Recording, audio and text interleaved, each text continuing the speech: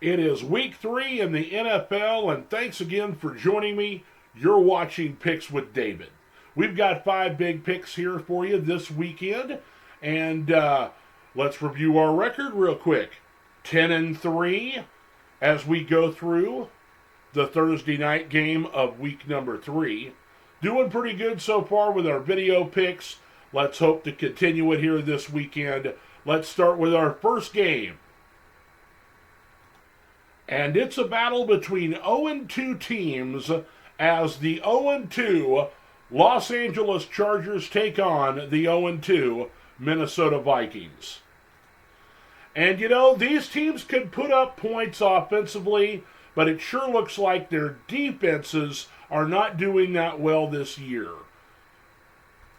Kellen Moore, the new offensive coordinator for the Chargers, has put together a pretty good game plan the first 2 weeks of the season. They've run the ball effectively. Herbert is not making mistakes turning the ball over, but the defense is having a really rough time. On the Vikings side, they got a slow start against the Tampa Bay Buccaneers in week number 1, and they really picked up the pace this last week, but unfortunately, once again, their defense just cannot stop anybody. And so this is going to be a battle of whose defense is better. You know, whose defense is going to get some pass rush, make some stops, get some turnovers if possible. The Vikings are playing at home, and for that reason, I'll take them in game number 1. Game number 2 is the is the Atlanta Falcons at the Detroit Lions. The Atlanta Falcons have started the season 2-0. They won the game against Carolina in week 1 and then had a big comeback against the Green Bay Packers in week number 2 in Atlanta. Now, I think the defense has improved for Atlanta. Their offense is starting to click. They've got a lot of running game. Desmond Ridder seems to be a pretty good quarterback to this point through the season, as they have turned the reins over to him, given him the keys to the car, if you will. He's got some weapons to get the ball to, you know, in Drake London and Kyle Pitts.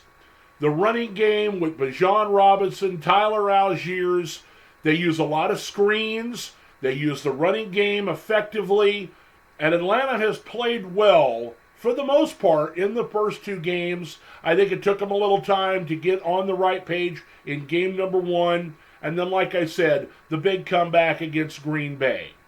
Detroit had a huge win against the Kansas City Chiefs in week number 1.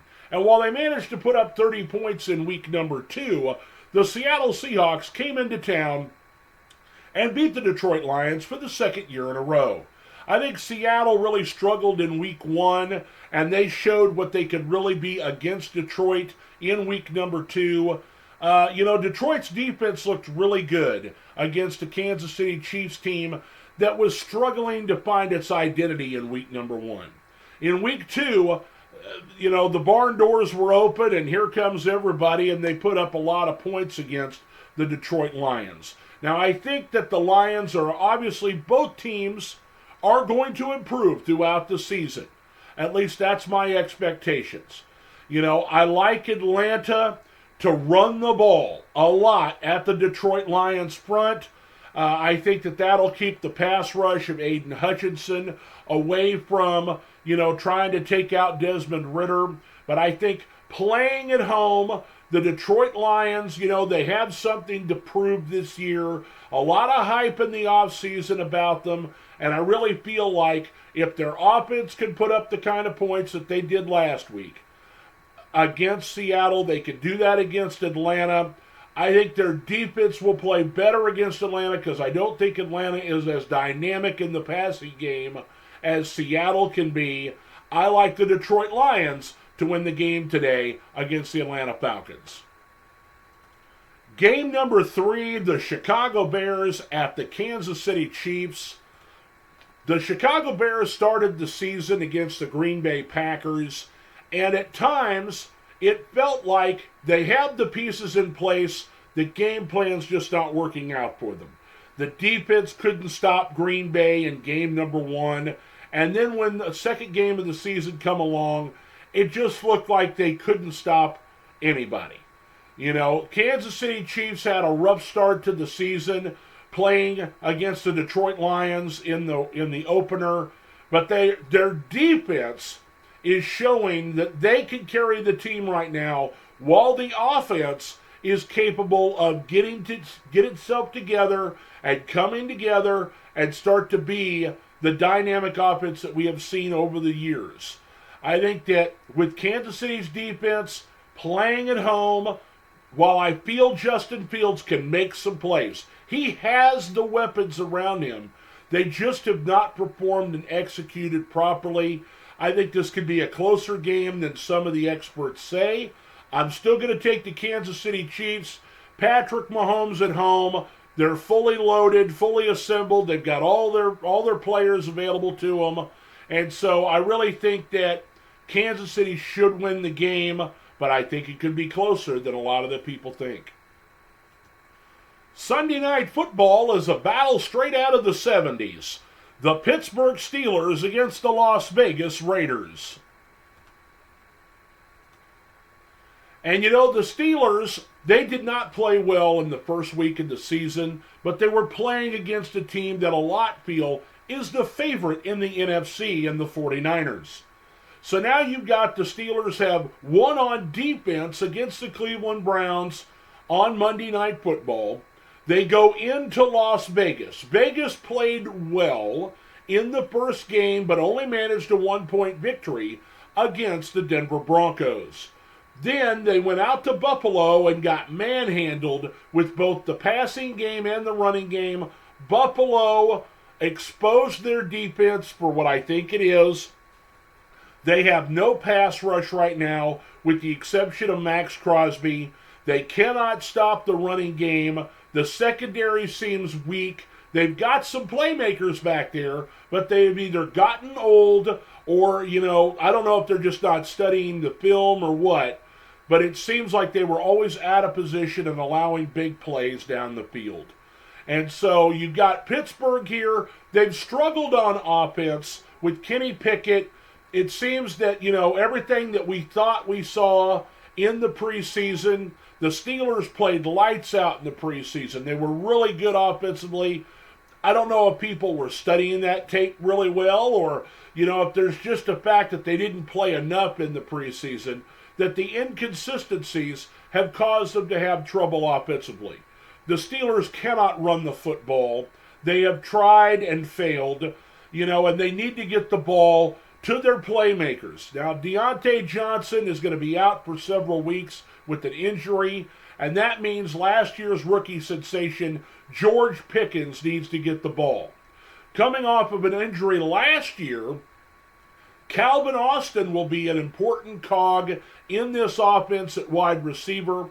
Pickett has plenty of weapons around him, from Najee Harris and Jalen Warren at the running back positions, Pat Freiermuth at tight end. He just needs to have the time to get rid of the ball, make smart decisions, deliver it with accuracy, and I think Pittsburgh will have a good day in Las Vegas. As for the Raiders, Josh Jacobs became the first rushing champion that the following year had a game with negative yards. And so I just don't think that the Raiders tried to run the ball enough, or perhaps Buffalo's defense up front was really good against the run.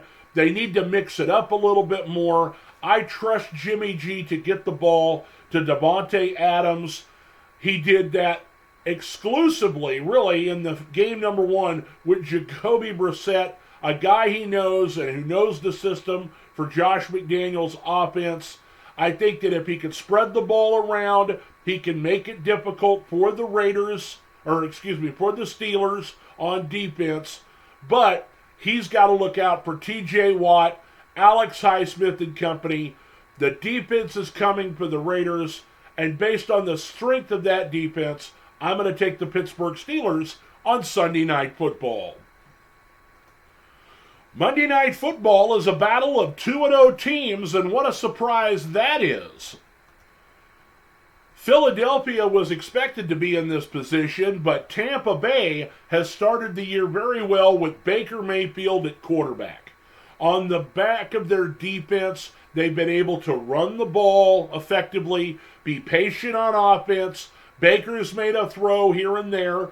I mean, they're still got all of the playmakers on this team that they had when Tom Brady was there. And so Tampa is not a slouch. A lot of people thought that they were going to go down in the dumps and revert to the kind of team that they were once Brady was gone, like he was before, like the team was before Brady got there. But it seems like they've got some fight in them. And so Tampa plays at home here on Monday night. They've got the defending NFC champions coming to town. And, to be honest, Philadelphia has not played well on either side of the ball up to their standards that they set last year. The defense is still allowing some points. They're allowing people to get some shots down the field offensively, and that's Baker Mayfield's forte, is making some long throws down the field. Now, they're going to see a lot of Rashee White coming at them, running the football for Tampa Bay. They've got all those Georgia Bulldogs up front playing defense for Philadelphia, and I think they're going to start to gel. I think this is going to be a really good game between these two teams, and Philadelphia wants to make sure that everybody knows that they are still the king of the hill in the NFC. So playing two 2-0 teams against each other, Jalen Hurts will make some plays running the football because of that strong defensive front for Tampa Bay. I expect him to get the ball out quickly on some quick passes to avoid the pass rush. Philadelphia goes down to Tampa Bay and wins the game on Monday Night Football. Taking a look at what Vegas has to say in our first two games, the Detroit Lions are favored by 3 in this game, and I think that it could be a very tight matchup, so I think I would take the money line in this instance. It's worth it for you to take the spread if you're going to take the Vikings versus the Chargers. Definitely would want to pair that probably with a parlay of some sort. Justin Jefferson has not made it in the end zone yet this season, and so perhaps against a porous Charger defense, we'll see a lot of touchdowns coming from the Vikings players. I think I would parlay a Hockenson Jefferson and the spread for the Vikings in that game. Kansas City is a big favorite in the game against the Bears, but they have the hardest time covering the spreads. And this is a big one. I think I would take the money line in this instance if you're going to go for Kansas City. Once again, I like parlaying bets. Travis Kelce due for another touchdown, and Isaiah Pacheco is yet to score this year.